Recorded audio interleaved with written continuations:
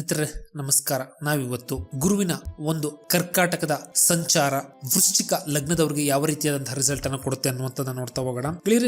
ವೃಶ್ಚಿಕ ಲಗ್ನದವರಿಗೆ ಗುರು 5 ಮತ್ತು 2ನೇ ಮನೆಯ ಅಧಿಪತಿ ಆಗಿರ್ತದೆ. ಈ ಗುರು ಸುಮಾರು ಜೂನ್ 1 ಅಥವಾ 2ನೇ ಆಸ್ಪಾಸಿನಲ್ಲಿ ಕರ್ಕಾಟಕಕ್ಕೆ ಅಂದ್ರೆ ವೃಶ್ಚಿಕ ಲಗ್ನದವರು 9ನೇ ಮನೆಗೆ ಪ್ರವೇಶ ಮಾಡ್ತಾ ಇದ್ದಾನೆ. ಈ ಸಮಯ ನಮಗೆ ಶನಿ ಕೂಡ ಬಹಳ ಮುಖ್ಯ ಆಗುತ್ತೆ. ಯಾಕೆ ಅಂತ ಹೇಳಿದ್ರೆ ಶನಿ ಗುರುವಿನ ಮತ್ತೊಂದು ಮನೆಯಾದಂತಹ ಮೀನ ರಾಶಿಯಲ್ಲಿ ಕುಳಿತುಕೊಂಡಿರೋದ್ರಿಂದ ಶನಿ ಮತ್ತು ಗುರುವನ್ನ ಒಟ್ಟಿಗೆ ನಾವು ನೋಡ್ತು ಅಂತ ಹೇಳಿದ್ರೆ ನಮಗೆ ಈ ಒಂದು ಗುರುವಿನ ಸಂಚಾರದ ರಿಸಲ್ಟ್ ಅರ್ಥ ಆಗುತ್ತೆ. ಯಾಕೆಂತ ಹೇಳಿದ್ರೆ ಗುರು ಶನಿಯನ್ನು ಕೂಡ ಆಕ್ಟಿವೇಶನ್ಗೆ ತರ್ತಾನೆ. ಇನ್ನ ಎರಡನೇದಾಗಿ ಈಗ ನಾನು ಹೇಳುವಂತಹ ರಿಸಲ್ಟ್ ನಾನು ನಿಮ್ಗೆ ಈ ವರ್ಷದ ಎಂಡಿಂಗ್ ತನಕ ಮಾತ್ರ ಅಪ್ಲೈ ಆಗುತ್ತೆ. ಯಾಕೆಂತ ಹೇಳಿದ್ರೆ ಈ ವರ್ಷದ ನಂತರ ಗುರು ಮುಂದಿನ ವರ್ಷಕ್ಕೆ ನಿಮ್ಗೆ ಸಿಂಹಕ್ಕೆ ಕಾಲಿಡ್ತಾ ಇದ್ದಾನೆ. ಆದ್ರಿಂದ ಕ್ಲಿಯರ್.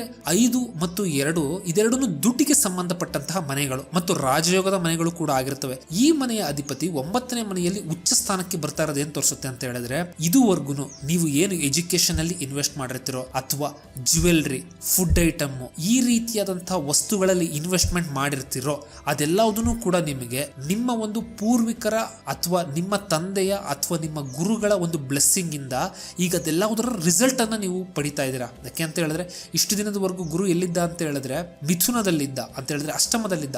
ಆದ್ರೆ ಈಗ 9ನೇ ಮನೆಗೆ ಹೋಗ್ತಾ ಇರುವಂತದ್ದು ಅದ್ಭುತವಾದಂತಹ ಸಮಯವನ್ನು ತೋರಿಸುತ್ತೆ.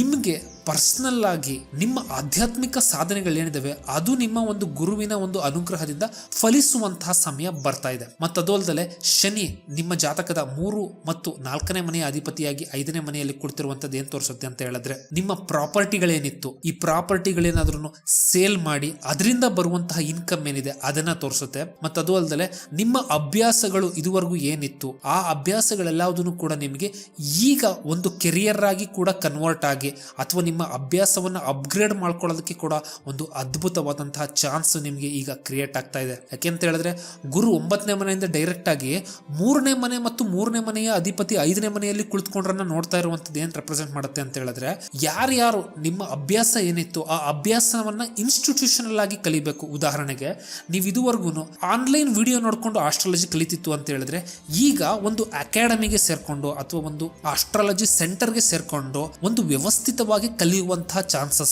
ನಿಮಗೆ ಈಗ ಉಂಟಾಗುತ್ತೆ. ಈ ರೀತಿ ನಿಮ್ಮ ಯಾವುದೇ ಅಭ್ಯಾಸ ಇರಲಿ ಸೊ ಅಭ್ಯಾಸಗಳೆಲ್ಲವೂ ಕೂಡ ನಿಮಗೆ ಈಗ ಒಂದು ವ್ಯವಸ್ಥಿತವಾಗಿ ಕಲಿತು ಅದರ ಮುಖಾಂತರ ದುಡಿಯುವಂತಹ ಒಂದು ಚಾನ್ಸಸ್ ಅನ್ನ ಗುರು ಕ್ರಿಯೇಟ್ ಮಾಡ್ತಾ ಇದ್ದಾನೆ. ಅಷ್ಟಲ್ದಲೆ ನಿಮಗೆ ಲಕ್ ಅನ್ನುವಂಥದ್ದು ಏನ್ ಇದುವರೆಗೂ ವರ್ಕೌಟ್ ಆಗ್ತಿರಲಿಲ್ವೋ ಅದೆಲ್ಲದನ್ನು ಇನ್ನು ಮುಂದೆ ವರ್ಕೌಟ್ ಆಗುವಂತಹ ಚಾನ್ಸಸ್ಗಳು ಜಾಸ್ತಿ ಇರ್ತವೆ.